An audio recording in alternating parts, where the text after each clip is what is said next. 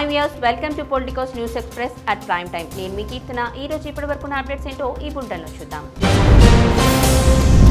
Inter ఫలితాలను April 22న విడుదల చేయనున్నట్లు ఇంటర్మీడియట్ బోర్డు ప్రకటించింది. డిప్యూటీ సీఎం బట్టి విక్రమార్క ఆ రోజున రిజల్ట్స్ వెల్లడించనున్నారు. మార్చ్ 5 నుంచి 25 వరకు పరీక్షలు జరిగాయి. కాగా ఏపీ ఇంటర్ ఫలితాలు ఈ నెల 12న విడుదలైన సంగతి తెలిసిందే. పశ్చిమ బెంగాల్లో హిందువులపై హింసకు వ్యతిరేకంగా దేశవ్యాప్తంగా విశ్వ హిందూ పరిషత్, బజరంగ్ దళ్ సభ్యులు నిరసన చేపట్టారు. హైదరాబాద్ దిల్సుఖ్ నగర్లో మమతా బెనర్జీ ప్రభుత్వానికి వ్యతిరేకంగా నినాదాలు చేశారు. బెంగాల్లో రాష్ట్రపతి పాలన విధించాలని డిమాండ్ చేశారు.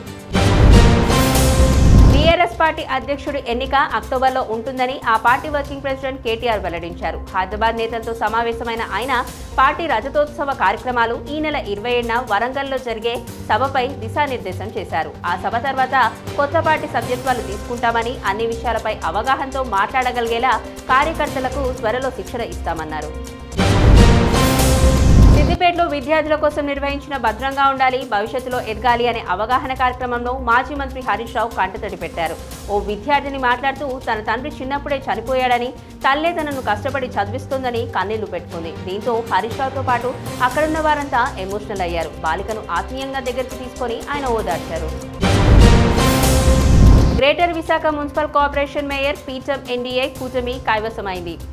జీవీఎంసీ మేయర్ హరి వెంకట కుమారిపై ప్రవేశపెట్టిన అవిశ్వాస తీర్మానం నెగ్గింది.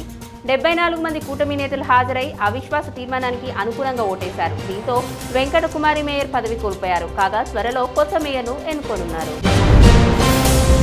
సీమరాజా కిరాక్ ఆర్పీ మంత్రి నారా లోకేష్ పెంచుతున్న రోబోలని వైసీపీ నేత అంబటి రాంబాబు విమర్శించారు. వారిపై తాము పోలీసులకు ఫిర్యాదు చేస్తే ఎలాంటి కేసులు నమోదు చేయడం లేదని మండిపడ్డారు. వైసీపీ కార్యకర్త పాలేటి కృష్ణవేణి పట్ల దాచపల్లి సీఐ పొన్నూరు భాస్కర్ దారుణంగా ప్రవర్తించారు. ఆమెపై వ్యభిచారం కేసు పెడతానని హింసించారు. మహిళల జోలికి వస్తే ఒప్పుకోనన్న చంద్రబాబు దీనిపై స్పందించాలి అని అంబటి డిమాండ్ చేశారు. వివాహేతర సంబంధం నేరమేమీ కాదని, అది నైతికతకు సంబంధించిన అంశమని ఢిల్లీ హైకోర్టు తీర్పునిచ్చింది.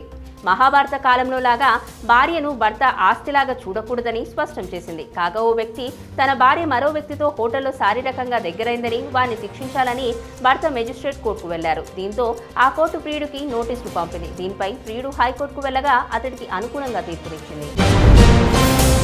తమిళనాడులో ఓ యువకుడు తన తండ్రి మృతదేహం ఎదుట ప్రేయసిని పెళ్లి చేసుకున్నాడు. కాయవానాకు చెందిన రిటైర్డ్ ఉద్యోగి సెల్వరాజ్ కుమారుడు అప్పు లా చదువుతున్నాడు. అదే కాలేజ్లో చదువుతున్న విజయశాంతిని ఇష్టపడ్డాడు. అయితే సెల్వరాజ్ నిన్న అకస్మాత్తుగా చనిపోయాడు. దీంతో తన తండ్రి ఆశీస్సులు పొందేందుకు అప్పు తన ప్రియురాల్ని ఒప్పించి మరీ తాళి కట్టాడు. దీంతో ఈ వీడియో సోషల్ మీడియాలో వైరల్గా మారింది. ప్రధాని మోడీ సౌదీ అరేబియా పర్యటనకు వెళ్లనున్నారు. Crown prince Mohammed bin Salman ఆహ్వానం మేరకు ఏప్రిల్ 22, 23 తేదీలో సౌదీలో పర్యటిస్తారు. 2016, 2019 తర్వాత మూడోసారి నరేంద్ర మోడీ గల్ఫ్ దేశాల్లో పర్యటించనున్నారు. 2023 సెప్టెంబర్లో G20 సమ్మిట్ సౌదీ భారత్ వ్యూహాత్మక భాగస్వామ్య తొలి సమావేశంలో పాల్గొనేందుకు సౌదీ యువరాజ్ ఇండియా వచ్చిన విషయం తెలిసిందే. కోలీవుడ్ హీరో అజిత్ మరోసారి కారు ప్రమాదానికి గురయ్యారు. బెల్జియంలో జరిగిన circuit de Spa Francorchamps రేస్లో అజిత్ పాల్గొన్నారు. కానీ రేస్లో నియంత్రణ కోల్పోవడంతో ఆయన నడుపుతున్న కారు ట్రాక్ నుంచి పక్కకు దూసుకెళ్లింది. ఈ ఘటనలో అజిత్ సురక్షితంగా తప్పించుకున్నారు. నందమూరి కళ్యాణ్ రామ్, విజయశాంతి ప్రధాన పాత్రలో తెరకెక్కిన Arjun son of Vyjayanthi cinema నిన్న థియేటర్లో రిలీజ్ అవ్వగా మిక్స్డ్ టాక్ తెచ్చుకుంది. కాగా ఈ చిత్రం తొలి రోజు ప్రపంచవ్యాప్తంగా 5.15 కోట్లు వసూలు చేసినట్లు మేకర్స్ ప్రకటించారు. ఎమోషనల్ బ్లాక్ బస్టర్ అంటూ స్పెషల్ పోస్టర్ను షేర్ చేశారు. 18 ఏళ్లుగా ఐపీఎల్ టైటిల్ కొట్టాలనే ఆర్సీబీ కలలపై సొంత గ్రౌండ్ చిన్నస్వామి స్టేడియం నీళ్లు చల్లుతోంది. బయట మైదానాల్లో గెలుస్తున్న ఆర్సీబీ ఇక్కడ మాత్రం చేతులెత్తేస్తోంది. ఈ స్టేడియం చిన్నగా ఉండటం సొంత జట్టు కన్నా ప్రత్యర్థులకే ఎక్కువగా ఉపయోగపడుతుందని క్రికెట్ విశ్లేషకులు అభిప్రాయపడుతున్నారు. 2000కు మించి జరిపే యూపీఐ లావాదేవీలపై జీఎస్టీ విధించాలనే యోచన చేయడం లేదని ప్రభుత్వం స్పష్టం చేసింది. 2000కు మించిన యూపీఐ లావాదేవీలపై జీఎస్టీ విధించేందుకు ప్రభుత్వం చర్యలు తీసుకుంటుందని వస్తున్న ఊహాగానాలు సరికాదని తెలిపింది. ప్రస్తుతం అలాంటి ప్రతిపాదనని తమ వద్ద లేదని పేర్కొంది. ఇవి ఇప్పటివరకు ఉన్న అప్డేట్స్. మరిన్ని అప్డేట్స్ తో మరో బులెటిన్లో మళ్ళీ కలుద్దాం. Stay tune to Politicos. Please subscribe to the channel and download the Politicos app from the links in the description.